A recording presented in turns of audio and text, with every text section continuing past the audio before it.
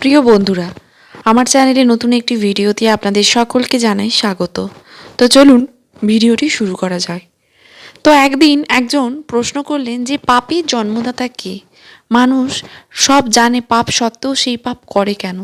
তার জন্ম কে দিয়েছেন? চলুন এই বিষয়ে আজকে আমাদের ভিডিওটি শুরু করা যাক। পাপের বাপকে আজকের এই ভিডিও অত্যন্ত জ্ঞানবর্ধক হতে চলেছে। অনেক সময় আগেকার কথা, এক সন্ন্যাসী কাশী থেকে বিদ্যা অধ্যয়ন করে ঘরে ফিরলেন। একটি সবগুলো সম্মেলনে এক ভক্ত তাকে জিজ্ঞাসা করলেন, আপনি তো কাশী থেকে এত বিদ্যা অর্জন করে এসেছেন, আপনি কি জানেন পাপের বাপকে? প্রশ্ন শুনে সেই পণ্ডিত অনেক চিন্তা করল, অনেক গ্রন্থ পড়ে ফেলল। সে কিন্তু কোনো গ্রন্থে এই প্রশ্নের উত্তর পেলেন না।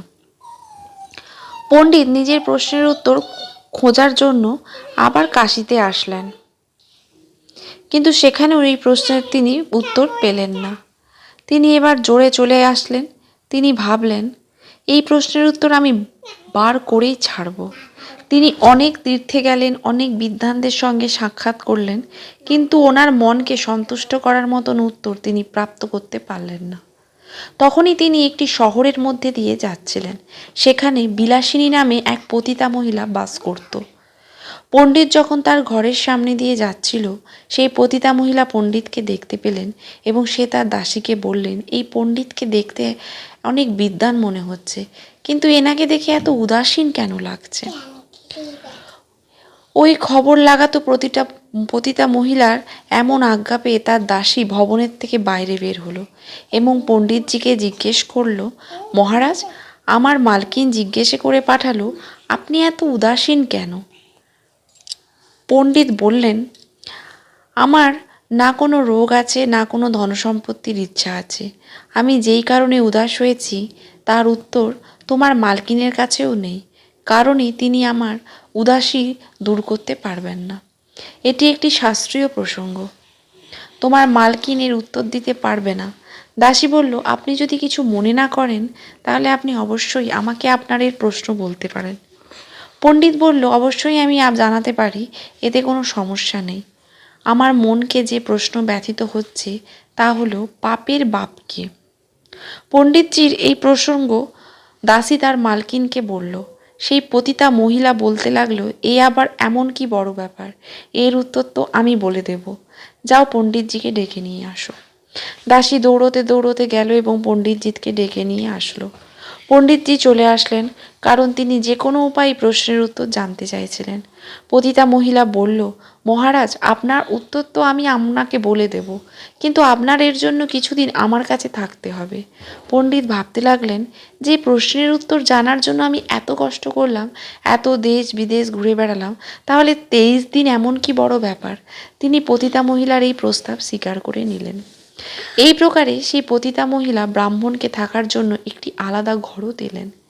ওনার পুজো পার্বণ আদির সমস্ত রকম ব্যবস্থা করলেন। পণ্ডিতও খুব কর্মনিষ্ঠ একজন ব্রাহ্মণ ছিলেন। তিনি নিজের হাত দিয়ে জল ভরে নিজের ভোজন বানাতেন।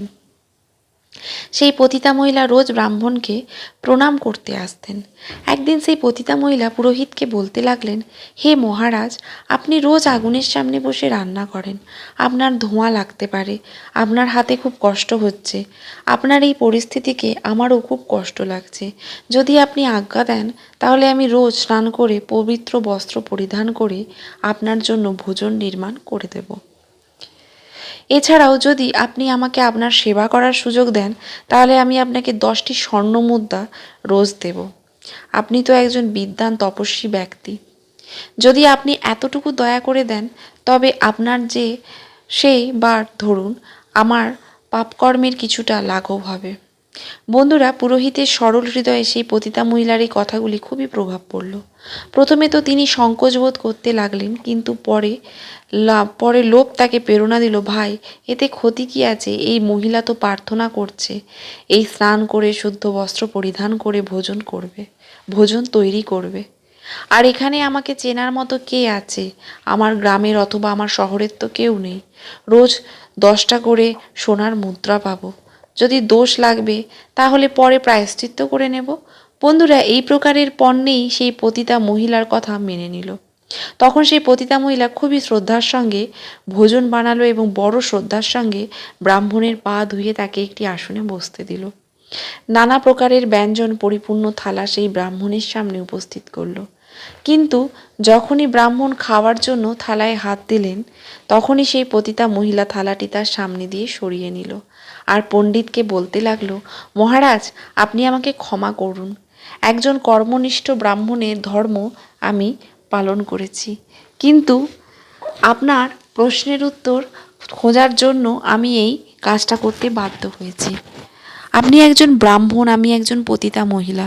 একজন ব্রাহ্মণ, যে ব্রাহ্মণ ছাড়া কারোর হাতে জল স্পর্শ করে না, তিনি আমার হাতে, আমার মতন একজন পাপিষ্ঠর হাতে অন্ন ভোজন করছে।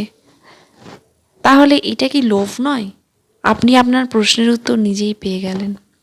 আপনি যেহেতু এখানে কেউ আপনাকে দেখবে না, শুনবে না, তাই 10টি স্বর্ণমুদ্রা লাভের আশায় এবং নিজে আরাম করার জন্য আপনি আমার হাতে ভোজন করতে চাইছেন, পরে প্রায়শ্চিত্ত করে নেবেন এই বাসনায়। কিন্তু আপনার যে এই লোভ মানসিকতা, এটাই কিন্তু পাপের জন্মদাতা। আশা করি আমি আপনাকে বাস্তবে প্রমাণ করে দেখিয়ে দিলাম যে পাপ কাকে বলে এবং পাপের জন্মদাতা কে। যিনি নিজে এই পাপ করেন, তিনি যদি এই প্রশ্নের উত্তর খুঁজে বেড়ান, স্বয়ং ব্রহ্মাণ্ড ঘুরলেও এই উত্তর পাবেন না। তাই আপনাকে আমি হাতে কলমে, কাগজে কলমে নয়, একদম হাতে নাতে করে দেখিয়ে দিলাম, বিচার করিয়ে জানিয়ে দিলাম যে পাপের জন্মদাতা কে।